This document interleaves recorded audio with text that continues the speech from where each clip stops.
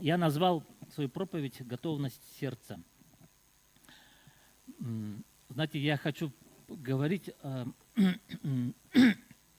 том ключе, что, знаете, я верю, что День Господень, да, Библия об этом говорит, приближается все, вообще, я верю, что мы живем в последний, вот, не просто последние, а вообще в последние дни, последние, в пророческих, как бы, смысле, это последние минуты даже, может, наверное. И что Господь хочет, чтобы наши сердца, они были готовы. Так ведь?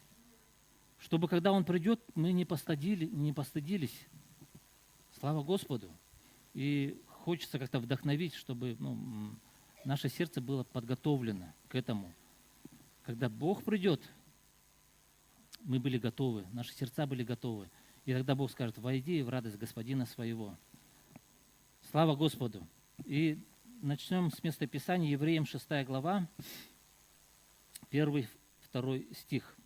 «Посему, оставив начатки учения Христова, поспешим к совершенству и не станем снова полагать основания обращения от мертвых дел и вере в Бога, учения о крещениях, о возложении рук, о воскресении мертвых и о суде вечном». Смотрите, начатки учения Христова. Одно из положений, две последних, это о воскресении и о суде вечном. Это начатки, это основы, это как азбука, которой мы все должны быть утверждены в этом учении Христовом. Начатки которого это вот эти вот пункты, эти аспекты, да. И два последних, да, о воскресении мертвых, скажите, воскресении мертвых, и о суде вечном. И знаете, приближается воскресение мертвых и суд вечный. Суд вечный. То есть вот это начатки учений, которые мы должны все знать. Церковь Божья, она должна быть утверждена в учении Христовом, и тем более в начатках учения Христова. И сегодня я, малость я затрону вот эту тему. И в ключе, что ли, в этом ключе подведу вас к тому, чтобы наши сердца не были готовы к пришествию Иисуса Христа. И знаете, я тоже смотрю новости, я смотрю, наблюдаю, что происходит в этом мире, и знаете, вот, что Иисус говорил: будут глады, моры, войны, землетрясения, все войны по местам, и все это происходит. Причем как-то с удивительной быстротой, как бы стремительностью. И я не думал, что попаду вот в такое время. Думал, всегда будет вот так все хорошо. Но то, что происходит в мире, заставляет задуматься. И, знаете, приближается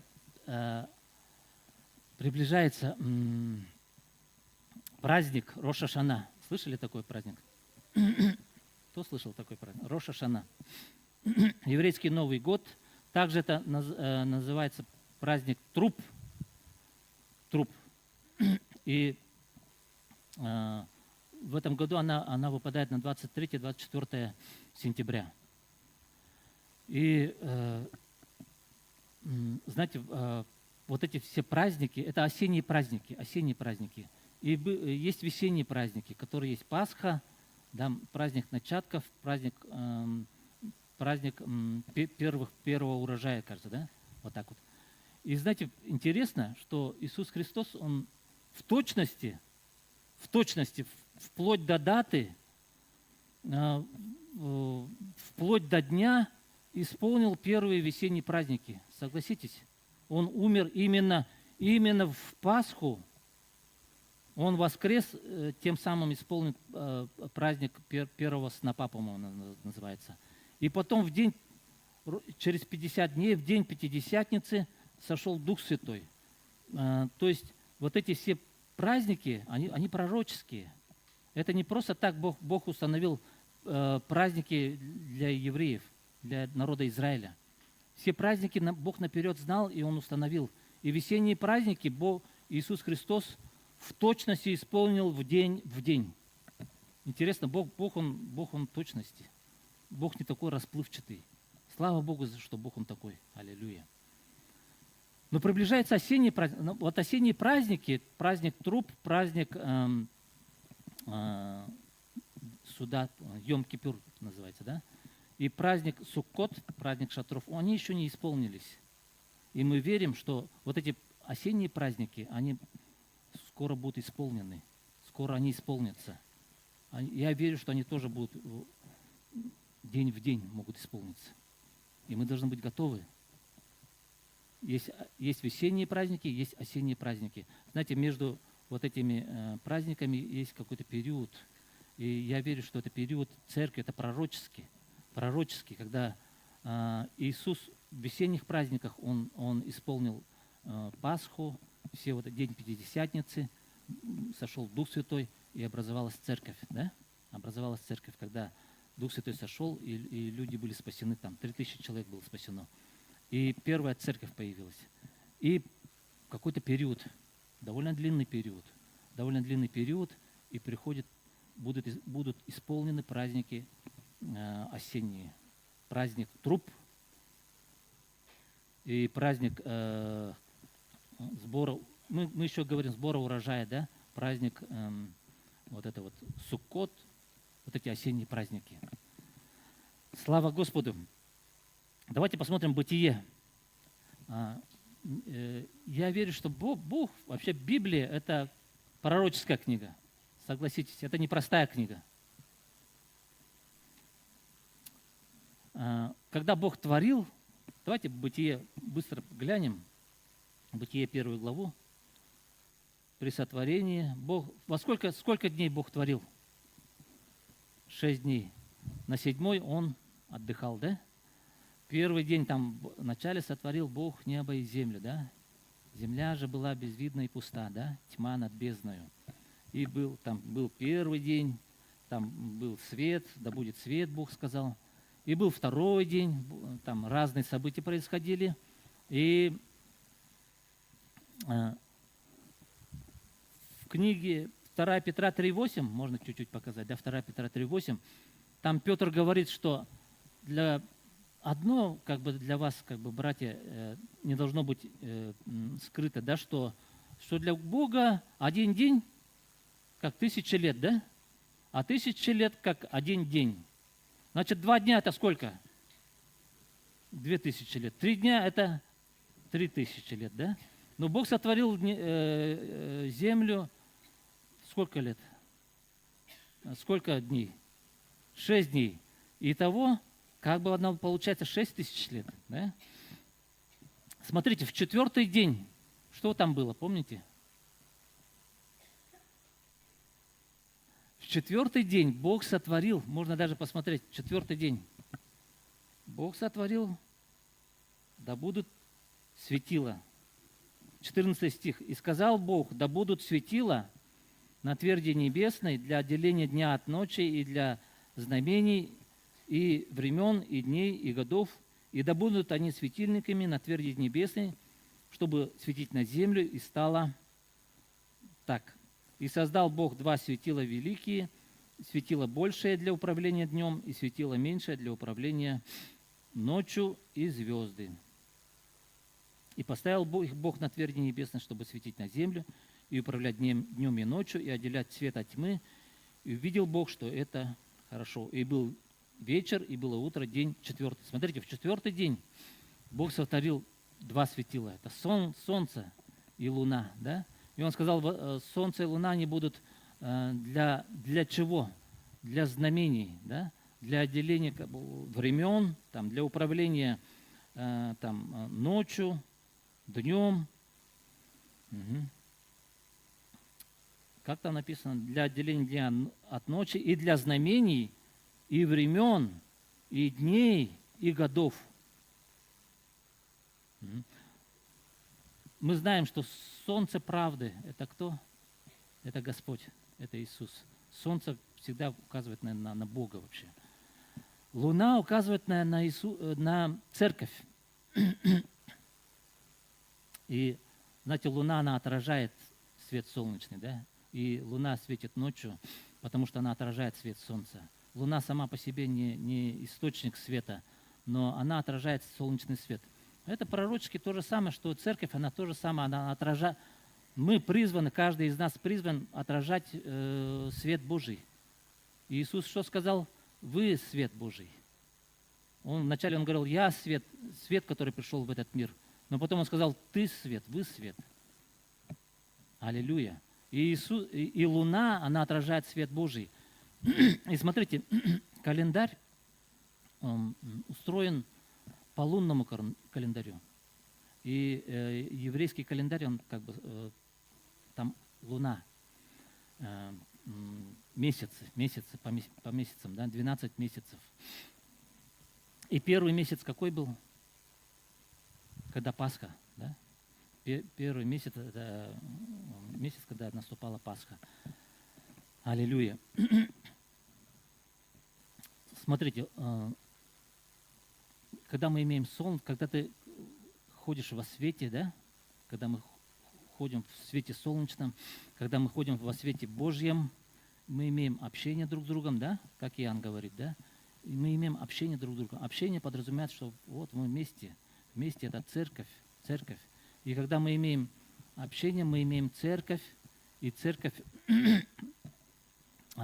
месяц, Луна, она устанавливает месяцы, времена и годы и дни. Аллилуйя. Когда мы имеем церковь, слава Богу за церковь. Аллилуйя. Мы в церкви. Если бы мы не были в церкви, то мы бы... Наша жизнь, она была бы просто как хаос. Непонятно, что было бы. Но когда есть церковь, церковь устанавливает времена и дни и годы. Аллилуйя. Спасибо тебе, Господь. То есть будь в церкви, будь в этом общении. Мы ходим во свете. Смотрите, это пророчески все. Это все пророчески. Мы ходим во свете, мы имеем церковь, мы имеем солнце, мы имеем луну. Аллилуйя. И тогда у нас есть времена, сроки, и у нас всему свое время. Всему свое время. Аллилуйя. Слава Господу. Вы заметили, что жизнь, она как по каким-то временам течет. И была проповедь, кто проповедовал о временах, да? Что есть Божье время. Божье время. Когда одно время заканчивается, начинается новое время.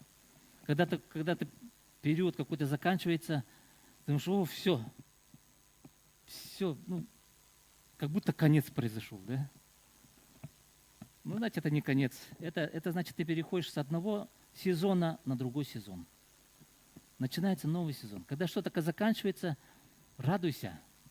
Значит, этот этап ты прошел, начинается новый этап. Аллилуйя. Я верю в Божьем календаре. Это вот так происходит. Всему свое время, да? Экклесиаст так и сказал, помните, да? Всему свое время. Время разбрасывать камни, время собирать камни, время там то-то, то-то, то-то. Аллилуйя. Аллилуйя. И шестой день, что было?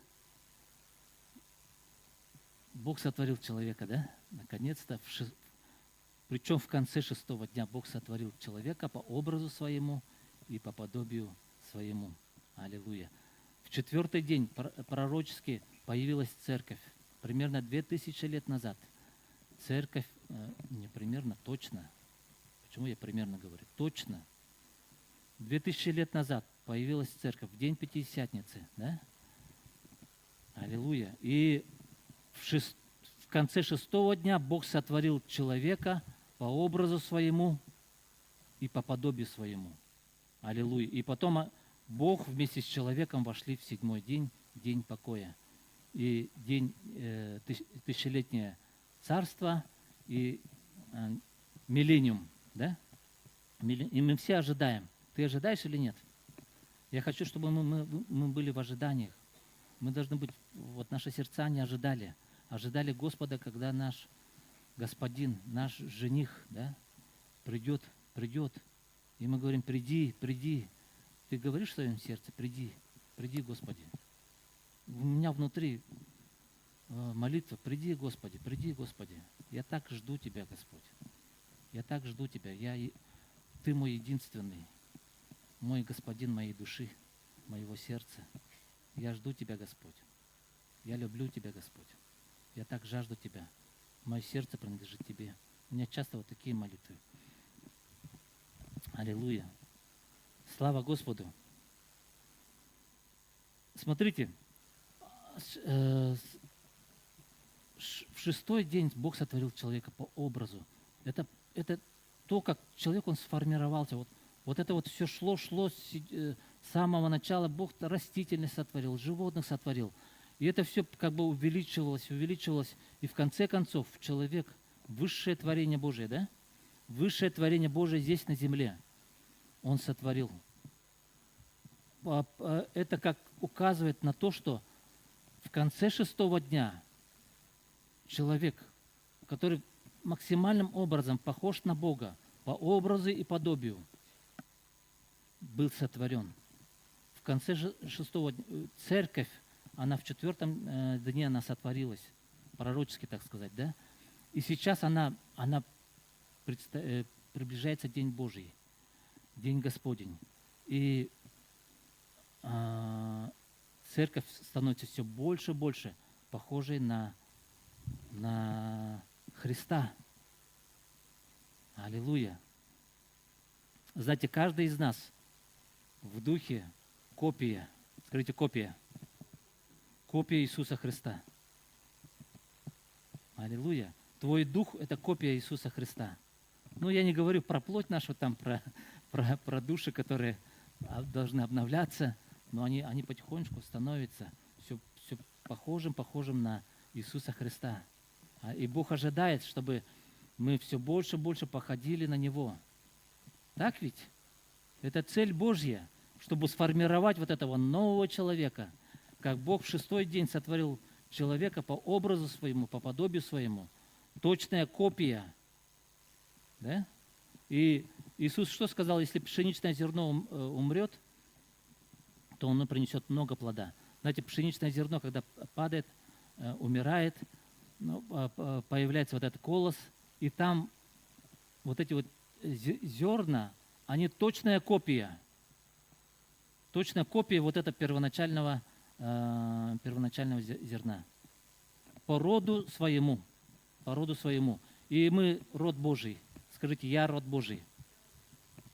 Бог родил нас по слову своему, и мы поверили, и Бог вложил в нас вот это вот свое семя, свою жизнь в нас. И теперь у нас формируется, вот это формирование идет, это метаморфоза, которую никто не видит. И не надо раньше времени скапывать вот это зерно, оно там растет. Аллилуйя. И внутри нас это происходит, вот эти вот внутренние процессы в нашем духе. И оно в конце концов должно проявиться. Слава Богу. Аллилуйя. И сейчас хорошая песня была. Яхве, да, Адонай, там, Ире, Эль-Шадай. Бог, проявись, яви себя. Вот она цель. Вот цель Божья, чтобы каждый из нас мог явить божественность. Слава Господу. Слава Богу. Это самая высшая цель, которая через всю Библию пророчески Бог говорит нам посредством Слова. И все Писание, что богодухновенно. Все Писание богодухновенно. Аллилуйя. Слава Господу. Смотрите, с 4 дня до 6 дня, 2 дня, да? 2 дня. Иисус Христос, сейчас мы живем в 2025 году от Рождества Христова.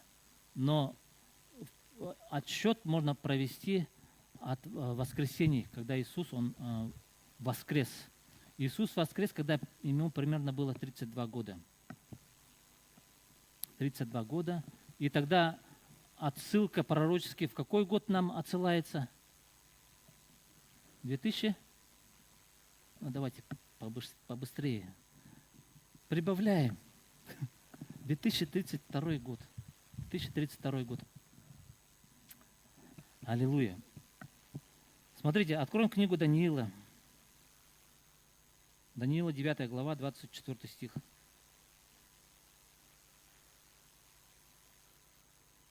Даниила 9, 24. Ну, как бы 32 год, ладно, далеко еще, можно так, вот такие мысли могут быть, как бы, да. Я скажу, давайте посмотрим. 70 седьмин определены для народа твоего. Народ Даниил – это Израиль. Для евреев определены 70 седьмин. Седьмина – это 7 лет. 7 лет, и получается, и для народа твоего, и святого города твоего, чтобы покрыто было преступление, запечатаны были грехи и заглажены беззакония, и чтобы приведена была правда вечная, и запечатаны были видения и пророк, и помазан был святой святых, и так знай и разумей с того времени, как выйдет повеление о восстановлении Иерусалима до Христа Владыки, 7 седьмин и 62 седьмины, и возвратится народ, и обострятся улицы и стены в трудные времена. И по истечении 62 седьмин предан будет смерти Христос, и не будет. А город и святилище будут разрушены народом вождя. Ну и так далее. Интересно, ну, не знаю, евреи, книга Даниила, это еврейская книга же, да? Они читают это вообще или не читают? Ну, Даниил, мне кажется, очень уважаемый пророк. И четко, ясно написал, что по истечении там 62 седьмин предан будет смерти Христос. Ну, как яснее не бывает. Предан будет Иисус Христос по истечении вот этих 62 седьмин. И там еще 69 седьмин. Остается 1 седьмина. 7 лет, да? Смотрите, 27 стих. «И утвердит завет для многих 1 седьмина, а в половине седьмины прекратится жертва и приношение, и на крыле святилища будет мерзость запустения, и окончательно предопределенная гибель постигнет опустошителя». Смотрите, Бог как бы отделил, будет 69 седьмин, и 1 седьмина, 7 лет, она остается еще. И между вот этими двумя промежутками, 69 седьмин и 1 седьмина, был огромный как бы промежуток, и многие теологи говорят, что это век церкви, да? Век церкви и век благодати. Это не время Израиля, и Израиль тогда был рассеян по всему миру. Это не век Израиля, и вот этот век церкви, благодати, в которой мы живем. И остается последние 7 лет. И смотрите, с 32 года отнимаем 7 лет, получается 25 год. Аллилуйя. 2025 год. Ладно, я как бы не утверждаю, там не говорю, что это истина в последней инстанции, но отнимите 7 лет, это книга Даниила, от конца 6000 лет, 2000 лет прошло со времен, почти что прошло, когда Иисус воскрес, и мы на пороге 6-го дня уже, 7-го дня, то есть, 6-й день уже заканчивается, ну ведь так вот, оно буквально заканчивается,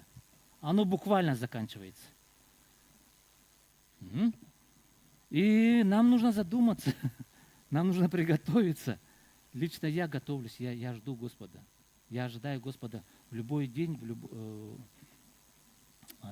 мое сердце ожидает. И если что-то, Господь, я говорю, Господь, ну что-то есть, вдруг что-то есть у меня, Господь, я не хочу остаться как бы за закрытыми дверями, когда дверь может закрыться. Аллилуйя. Аллилуйя. Скажите, аллилуйя. А вообще-то для нас это радостный день должен быть. Для кого-то, для для тех, кто не спасен, верующих людей, это ужасные времена будут. Но для нас это же избавление, это спасение и утешение. Наконец-то мы вернемся в свой родной дом, к нашему Господу. И Бог, Он заберет. Аллилуйя. Итак, смотрите, время заканчивается. Время заканчивается. И все близко очень. Все близко очень. Откроем 1 Фессалоникийцам, 4 глава.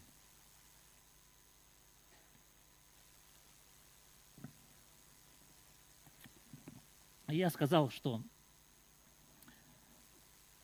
как Иисус в точности исполнил весенние праздники день в день, осенние праздники еще не исполнились. Осенние. Праздник, в первую очередь, это праздник труп.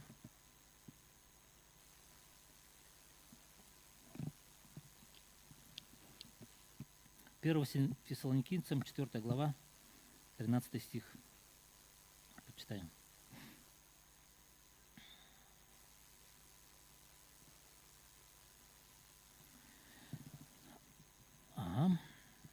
Ибо если мы веруем, что Иисус умер и воскрес, мы веруем, что Иисус умер и воскрес. Верим. Я верю. Иисус умер и воскрес. То и умерших в Иисусе приведет с Ним. Умерших в Иисусе – это те, кто верующие, они, которые умерли, Бог приведет с Ним, да? С Иисусом Христом. Ибо сие говорим вам Словом Господним, что мы живущие, мы живущие. Те, кто имеет жизнь Божью. Ты имеешь жизнь Божью. Мы все имеем жизнь Божью. Аллилуйя. Мы живущие, оставшиеся до пришествия. И Господне не предупредим умерших, потому что сам Господь при возвещении, при гласе архангела, голос архангела будет, да? И трубе Божьей сойдет с неба, и мертвые во Христе воскреснут прежде. Вначале мертвые во Христе воскреснут. Потом что? Потом мы, оставшиеся в живых. И знаете, вот это слово «оставшиеся живых» подразумевает то, что вот это у многих, вот эта жизнь, она может погибнуть. И те, кто имеет вот эту жизнь Божию, ты сохранил вот эту жизнь. Ты остался, оставшийся в живых. Остаток, так скажем, остаток, который имеет в себе вот эту жизнь Божью. Мы когда приняли Иисуса Христа, мы возродились, мы имеем жизнь Божью, да? И мы возродились, мы новое творение, и божественная жизнь теперь в нас. И теперь она должна расти. Но есть как сказать, преграды, что ли, да? Есть противление, чтобы дьявол противится, хочет уничтожить вот эту жизнь, которая в нас. Разными атаками, сомнениями, разной ложью. Но мы идем вперед. Аллилуйя. Аминь. Твоя божественная жизнь внутри тебя, она растет или не растет? Вопрос. Растет. Растет. Ты питаешь ее Словом Божьим. Ты кормишь ее, да? Ты молишься. Мы, оставшиеся живых, Павел говорит, мы, которые остались в живых. Как там дальше? Мы, оставшиеся живых, вместе с Ним восхищены будем. Будем где? На облаках. В сретении Господа, на воздухе. И так всегда с Господом будем. И так утешайте друг друга сими словами. Это слово утешения. Это должно утешать нас.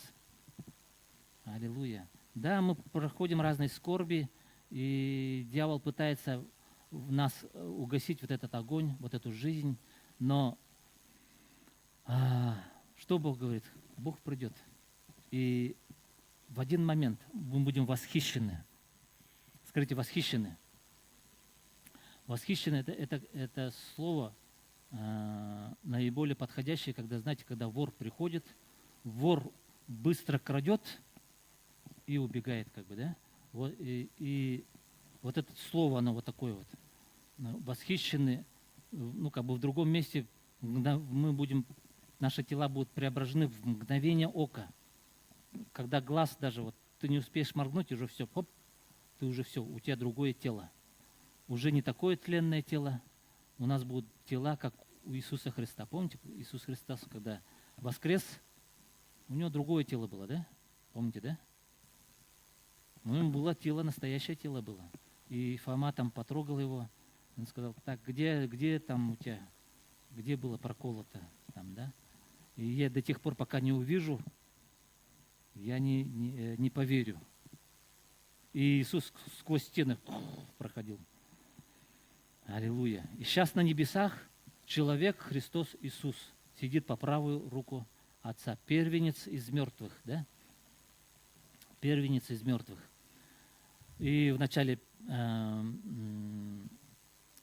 Он, а потом все мы. Аллилуйя. Будем восхищены на облаках. Аллилуйя. Слава Господу. И ты ожидаешь или не ожидаешь? Аллилуйя. Слава Господу. И знаете, тут написано при звуке труб, да? При звуке труб. Я хочу, знаете, в праздник Рош Ашана, этот праздник осенний, в первый Тишрей называется. Первый Тишрей. Месяц Тишрей. Это единственный праздник, которого не знает ни дня, ни часа. Ни дня, ни часа. Вот этот праздник невозможно. Вот у нас, ладно, современные по калькулятору, по смартфону, через интернет, когда будет так праздник труп. И как бы мы быстро можем узнать, да? Когда будет праздник Пасхи, там, мы быстро узнаем. Но в те времена не было, смартфонов не было. У них ничего не было. У них было... И Бог сказал, 1 Тишрея, праздник труп, это единственный праздник, который никто не знал, когда он начнется. Почему? Потому что астрономических всяких этих вычислений ничего не было. Были два свидетеля, которые специально наблюдали за Луной. И когда Луна, только вот первый тоненький серпик появлялся, Луна, все, считалось, что праздник труп, он начинался 1 Тишрея, новомесяче, получается, новомесяче. И поэтому этот серп, он мог появиться, они примерно знали, когда она появляется, примерно. Но непонятно было, или в этот день, или в следующий день она может появиться. Если в первый день вот он не появлялся, значит он в следующий день.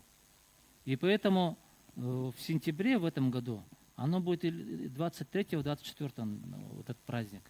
Но мы знаем, потому что сейчас астрономы все вычисляют. Но в те времена такого не было. И поэтому они не знали ни дня, ни часа. Задумайтесь как бы над этим. Аллилуйя. И очень близко. Поэтому будем готовы. Скажите, давайте помолимся, скажите, Господь Бог, пусть я буду готов в Твое пришествие, когда Ты придешь за Своей церковью. Подготовь мое сердце. Пусть благодать Твоя работает во мне. Если есть какой грех, помоги мне избавиться во имя Иисуса Христа. И чтобы я принес плод Тебе в Твое Царство. Чтобы я мог проявить Тебя. Чтобы я мог явить Тебя во славу Твою. И Ты был рад встрече со мной. Аминь.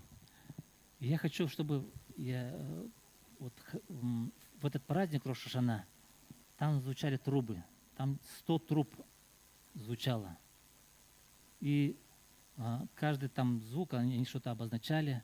Но самая последняя 100-я труба, когда она была самой длинной, и она называлась последней трубой и самой великой трубой. И давайте сейчас просто я скачал вот это вот звук трубы. Давайте прослушаем. Есть, да? Можете включить.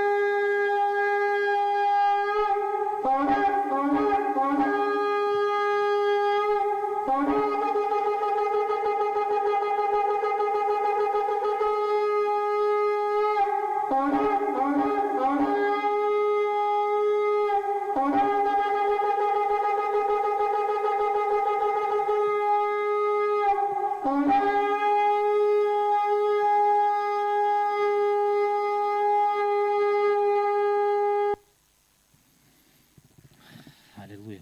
Вот в праздник Рош ха-Шана эти трубы будут звучать. И Фессалоникийцам Павел говорил, при последней трубе и при гласе архангела все мы будем восхищены в один момент. Поэтому будь готов, будь готов. Пусть сердца будут готовы. Да, и вот как бы подводя итог, что ли, да, хочется говорить о том, чего Бог от нас ждет. Чего Бог от нас ждет. Давайте посмотрим Откровение. Откроем книгу Откровения. Знаете, это самая последняя книга Библии.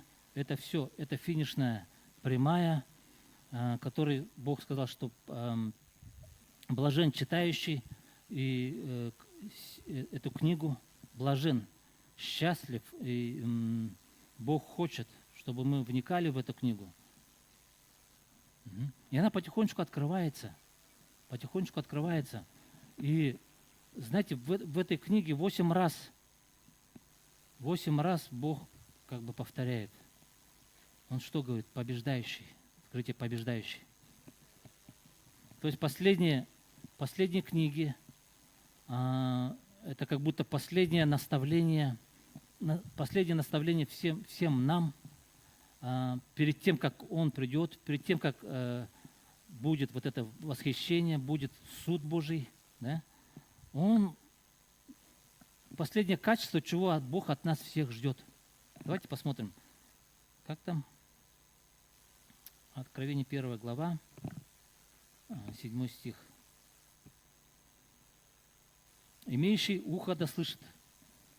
Вот имеющий, Бог говорит, имеющий уши, мы имеем уши, да слышит, что Дух говорит церквям, побеждающему дам вкушать от древа жизни, которое посреди рая. Неверующему там, в последних, вот эту характеристику, которую Бог Он выделил, там не там любящему там или еще какой-то, да? Он сказал побеждающему дам вкушать от древа жизни. Это он говорил о Ефесской церкви, да?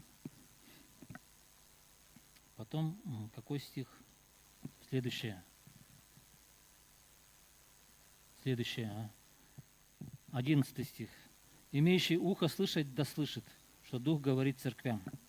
Дух всем церквам говорит. Но те, кто имеет уши, он услышит. Но, наверное, некоторые не слышат. Побеждающий не потерпит вреда от второй смерти. И будет вторая смерть, но побеждающий он не потерпит. Он будет, все, он избежит этого. Следующее. Ангелу какой церкви? 17 стих. Имеющий ухо слышать, да слышит, что Дух говорит церквам.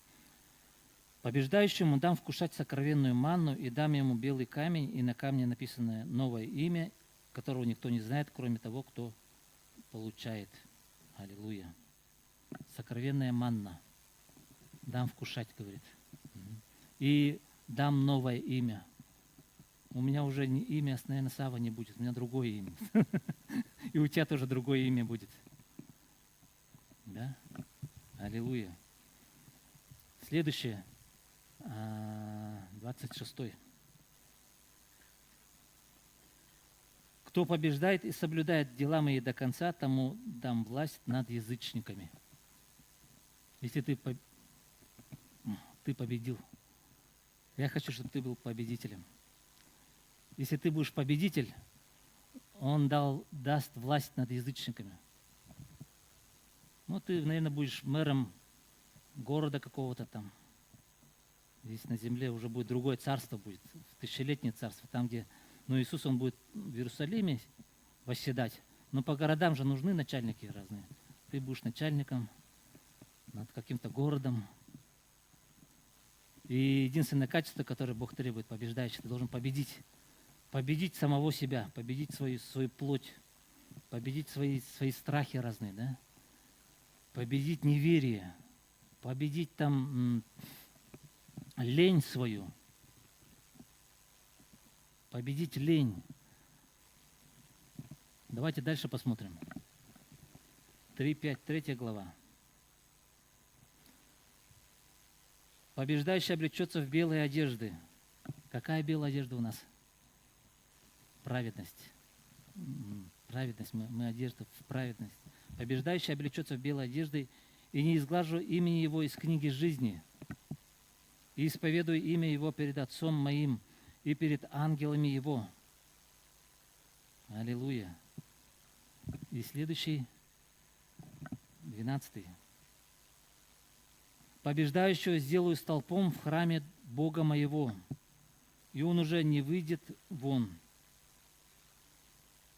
И напишу на нем имя Бога моего, и имя града Бога моего, Нового Иерусалима, нисходящего с неба от Бога моего, и имя мое новое. И еще Лаодикийская церковь. Следующее. 21, кажется, стих должен быть. Лаодикийская церковь, кстати, ну, это многие говорят, что это церковь последних дней, которая не горячая, не холодная. Но даже в таком состоянии Бог говорит, побеждающий, будь победителем. Не будь ни горячим, ни холодным, не холодным, не будь тепленьким. Да? И что говорит? Побеждающему дам сесть со мною на престоле моем. О, представляете? Вот это да, вот Божий престол. Кто-нибудь видел Божий престол? Побеждающему дам сесть на престоле Божьем. Да? На престоле моем. Как и я победил и сел с Отцом моим на престоле Его. О, круто. Ты на престоле Божьем сядешь, если ты будешь победителем. Аллилуйя. Ну, получается, всех победителей, так Бог, все восядут понемножечку на престоле Божьем, да? Аллилуйя. Но престол означает власть, да? Власть. И в одном месте сказано, что он дает власть над язычниками. То есть высокое положение будет в следующем грядущем веке. И грядущий век, он близок. Этот век все подходит к концу. Этот век уже все полностью, этот мир уже полностью деградирован. Все мерзости уже вовсю уже не как называется-то, без стыда уже все это все показывается, все. Мир приходит ко своему концу, и подходит новое. И родовые муки, знаете, Иисус, Он говорил, что вот будут родовые муки, и вот родится новый век, в принципе. Вот так получится. Родится новый человек. Аллилуйя. Слава Господу. Слава Богу. И последнее, давайте посмотрим. В конце, как Бог подытожил 21:7. В самом конце. Предпоследняя глава. Все уже. Это даже в конце книги Откровения уже даже. Последнее наставление, что Бог от нас хочет. Что хочет Он? 21 глава, 7 стих. Побеждающий наследует все, и буду ему Богом, и он будет мне сыном. Боязливых же и неверных, и скверных, и убийц, и любодеев, и чародеев, и идолослужителей, и всех лжецов участь в озере, горящим огнем и серою. Это смерть вторая. Аллилуйя. Побеждающий наследует все. Если ты победил, ты все наследуешь. Вплоть до того, что ты воссядешь на престоле Божьем даже. Аллилуйя. Поэтому, братья и сестры, будьте победителями, побеждайте. Аллилуйя. Последнее наставление Божье. Перед тем, как Бог придет, Он увидит ли это качество в наших сердцах. Если этого нет, то человек может остаться, пройти вот эту скорбь, там все такое, и пройдя какие-то тяжелые, может быть, какие-то испытания, вот тогда он, пройдя скорбь, аллилуйя,